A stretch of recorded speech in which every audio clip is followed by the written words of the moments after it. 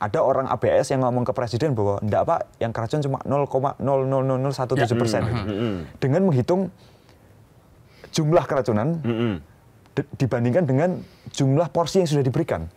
Kan itu bagi saya susah untuk cukup masuk akal gitu ketika 10.482 dibandingkan dengan 90 miliar kalau tidak keliru. Karena 30 juta manfaat dan sudah 30 juta penerima manfaat dan sudah berjalan lebih dari 1 bulan gitu. 1 bulan. Dihitung semua ya itu ya? Dihitung semua yang 1 bulan. Nah mestinya dihitungnya adalah berapa orang yang keracunan dari orang yang menerima manfaat. Nah kekacauan dari menghitung ini bagi saya lahir dari gelagat politik ABS, asal Bapak senang. Jadi saran saya untuk Presiden Prabowo adalah Bapak itu sedang dikelilingi oleh orang-orang yang ABS, asal Bapak senang.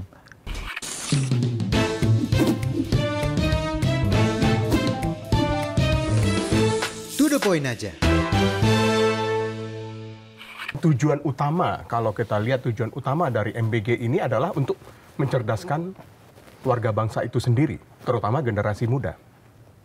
Bagaimana Anda melihat? Kita lihat, kalau bicara sektor pendidikan, sebenarnya masalah hari ini apa sih? Apakah masalahnya memang di anak yang kurang gizi? Atau sistem pendidikan kita yang memang tidak minim dari berbagai masalah. Kita lihat lebih dari 2 juta guru kita yang ASN itu hidup dalam ketidaksejahteraan. Itu baru yang tidak ASN, belum yang ASN. Dan berbagai sekolah di ujung timur Indonesia itu untuk berangkat ke sekolahnya aja banyak jembatan yang roboh. Orang harus berjalan berkilo-kilometer. Banyak sekolah yang hampir roboh. Gitu. Terus kemudian sistem pendidikan kita secara pedagogik itu hampir tidak terupgrade kurikulum dan model pendidikannya. Nah artinya kalau kita bicara peningkatan kualitas pendidikan, sebenarnya masih banyak PR-nya. Bagi saya yang paling jelas adalah, oke, memang ada banyak masalah. Tapi satu hal yang bagi saya akan menjadi katalisator untuk menyelesaikan berbagai persoalan adalah kesejahteraan guru. Dan itu nggak dilihat oleh Prabowo sebagai program strategis. Tapi dia memilih untuk merampas hak guru demi makan siang murid-muridnya. Karena menggunakan anggaran dari alokasi 20% anggaran pendidikan di APBN. Kalau seandainya itu dipisah, MBG memiliki anggaran tersendiri. Katakanlah kita bicara tadi, Bung Tio menyebutkan dari anggaran kesehatan. Apakah pendidikan ini, toh selama ini kan 20% ini juga tidak mengalir ke Indonesia Timur? Ya.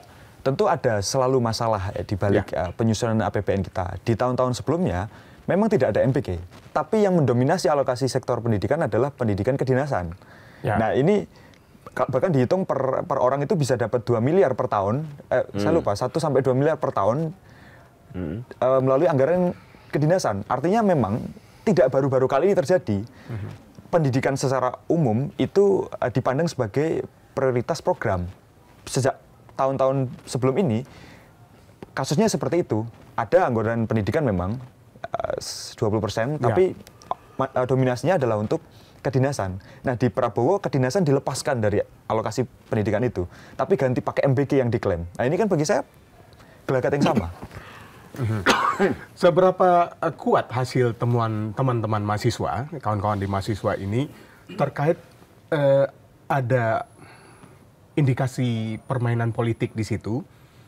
Tadi Bung Tio juga menyebutkan satu politisi saja bisa memiliki 4 SPPG. Yang satu SPPG dalam kurun waktu 5 tahun, perhitungan kawan-kawan mahasiswa bisa meraup untung 28 miliar ya? 28 itu 4 SPPG. 28 SPPG 7 miliar. 7 miliar. Nah, apa yang menjadi acuan sebenarnya hitung-hitungan itu? Apakah ini kemudian penunjukan SPPG itu memang sekedar penunjukan dan kemudian tidak berjalan sebagaimana yang selama ini diberitakan bahwa untuk menjadi SPPG syaratnya A, B, C, D yang sangat ketat itu? Nah, coba kita lihat. Penentuan dari mereka yang punya SPPG itu dilakukan secara terbuka atau tertutup. Apakah rakyat bisa tahu siapa yang mendaftar ke SPPG dan siapa yang kemudian diterima oleh pemerintah? Ini kan hampir kita buta atas itu. Kita baru-baru aja bisa melihat ketika SPPG-nya udah berdiri. Oh, itu punya politisi ini. Oh, itu punya investor ini. Oh, itu punya pengusaha lokal ini yang kemarin dukung pemerintah ini. Ya, akhirnya kita lihat. Tapi mekanisme tender itu tidak berjalan secara terbuka.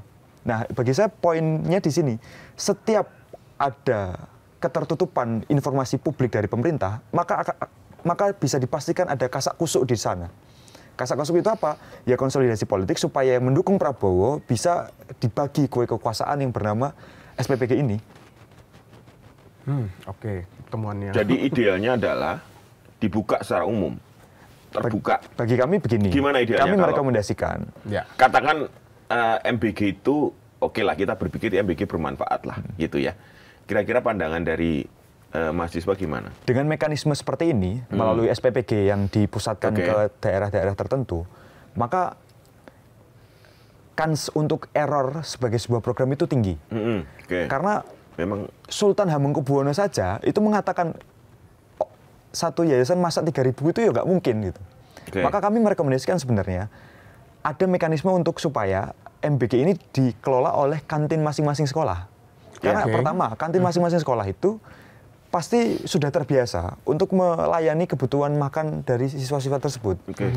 Artinya tahu bahwa oh kecenderungannya suka makanan ini, oh ada alergi ini gitu. Artinya data tentang makanan-makanan yang jangan dimakan oleh anak-anak itu relatif lebih kontekstual.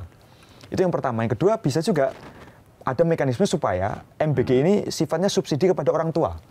Artinya orang tua lah yang kemudian menyiapkan bekal bagi anak-anaknya. Dengan logika orang tua, hampir tidak mungkin seorang orang tua memberi makanan yang beracun kepada anak-anaknya.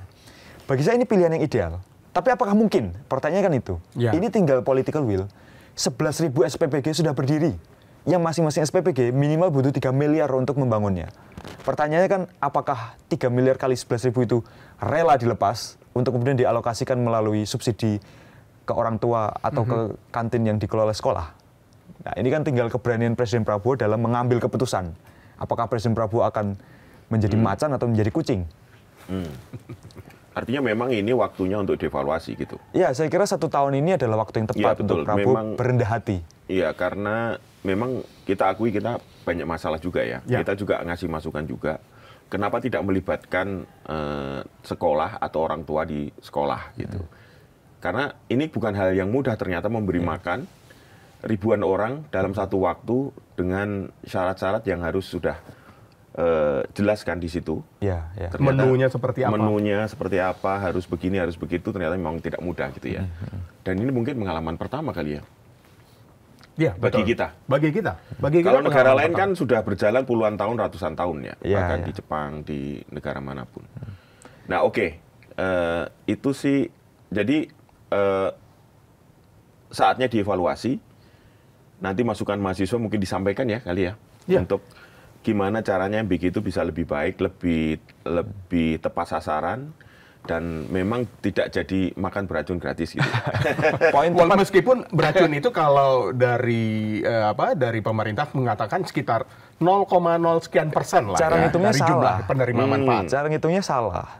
Presiden itu menghitung, dan ini bagi saya gelagat dari orang-orang di sekeliling presiden yang ABS, asal Bapak senang. Maka kemudian diaturlah. Ini mirip lah ketika misalnya data pertumbuhan ekonomi kita dipalsukan. Ya. Di BPS menghitung 5,12%, tapi aslinya itu 4,04%. Ini mirip juga dipakai untuk kasus keracunan. Ada orang ABS yang ngomong ke presiden bahwa enggak Pak, yang keracun cuma 0,00017%. Dengan menghitung jumlah keracunan dibandingkan dengan jumlah porsi yang sudah diberikan. Ya. Kan itu bagi saya susah untuk cukup masuk akal gitu ketika 10.482 dibandingkan dengan 90 miliar kalau tidak keliru. Karena 30 juta manfaat dan sudah 30 juta berjalan. penerima manfaat dan sudah berjalan lebih dari 1 bulan gitu. 1 bulan. Dihitung semua ya itu ya? Dihitung semua yang 1 bulan. Diakumulasi. Nah, mestinya dihitungnya adalah berapa orang yang keracunan dari orang yang menerima manfaat. Ya. Nah, kekacauan dari menghitung ini bagi saya lahir dari gelagat politik ABS, asal Bapak senang. Jadi saran saya untuk Presiden Prabowo adalah, Bapak itu sedang dikelilingi oleh orang-orang yang ABS, asal Bapak senang. Bersikaplah kritis dan jangan membuat sikap yang mendengar dengan telinga yang tuli, tapi telinga yang kritis.